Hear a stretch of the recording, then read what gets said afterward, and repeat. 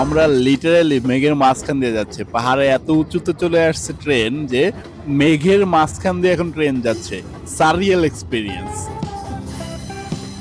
আমরা নোয়ারা এলিয়া ঘুরে এখন আছি নানুয়া স্টেশন, যেখানে আজকেই ওপেনিং হচ্ছে ওয়ার্ল্ডের মোস্ট সিনিং ট্রেন রাইড। এটা গত 1 বছর ধরে বন্যার কারণে বন্ধ হয়ে গেছিল, বাট আজকে এটা ওপেনিং হচ্ছে এবং আমরা লাকিলি পেয়ে যাই। টিকিটটা আমরা নানুয়া স্টেশন থেকেই কাটি, কারণ অনলাইনে এর দাম দেখাচ্ছিল 5 থেকে 6 হাজার টাকা, কিন্তু আমরা স্টেশনে এসে কাটাতে এর খরচ পড়েছে 1700 রুপি, যা বাংলা টাকায় মাত্র 650 টাকা। দীর্ঘ 1 বছর পর এই ট্রেন আবার তার যাত্রা শুরু করলো। আপনাদের একটা হ্যাক দেই, এইখানে অবশ্যই ট্রেনের টিকিট সেকেন্ড ক্লাস বা থার্ড ক্লাসে কাটবেন, কোনোভাবেই ফার্স্ট ক্লাসে কাটবেন না, কারণ ফার্স্ট ক্লাসে কাটলে আপনি বাহিরের ভিউটা দেখতে পারবেন না, কারণ ওটা এসি রুম, ওখানে জানলা এবং দরজা খোলা একদম নিষেধ।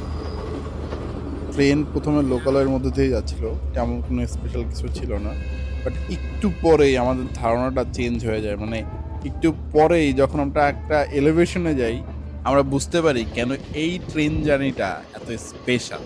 কখনো পাহাড়, কখনো জঙ্গল, আবার কখনো টানেলের মাঝখান দিয়ে যাচ্ছি।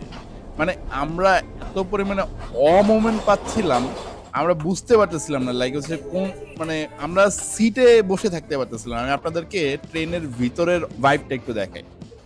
আছি শ্রীলঙ্কার সবচেয়ে সিনিক সিনিক ট্রেনটাতে। এই ট্রেনটা এতদিন বন্ধ ছিল এবং আজকে এটা চালু হয়েছে এবং আমরা এটাতে উঠেছি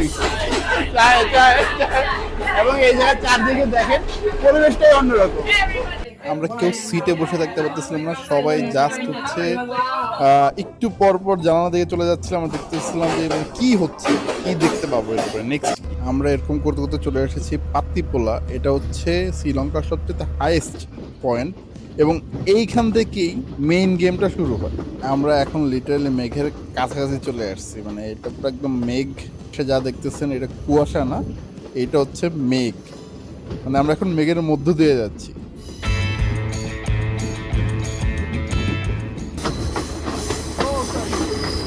হাই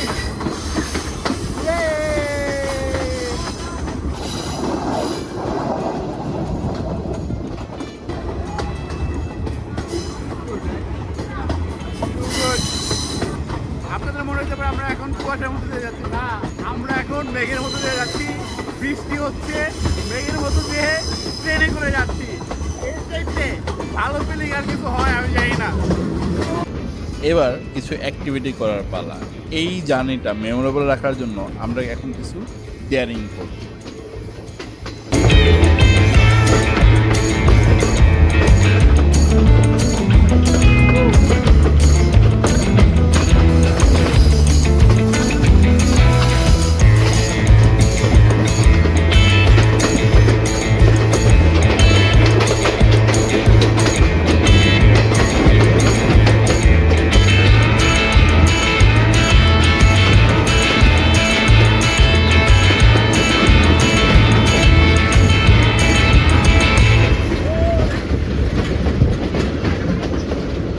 এভাবেই পাহাড়, মেঘ দেখতে দেখতে চলে আসলাম আমরা এল্লাতে। আসতে আসতে আমাদের রাত হয়ে গেছিলো, বাট এল্লার ভাইবটা অন্যরকম। আমরা এল্লাতে একদিন স্টে করবো, বাট এল্লাতে আমরা কোনো ব্লগ করছি না। আমাদের নেক্সট ব্লগে আমরা দেখাবো কীভাবে আপনার এল্লা থেকে গলে যেতে পারবেন। মানে অনেকেই গলে যেতে চান বাট জানেন না কীভাবে এল্লা থেকে গলে যাবেন। তো আমাদের নেক্সট ভিডিওতে এল্লা থেকে গলে যাওয়ার সম্পূর্ণ টিপস দেওয়া থাকবে।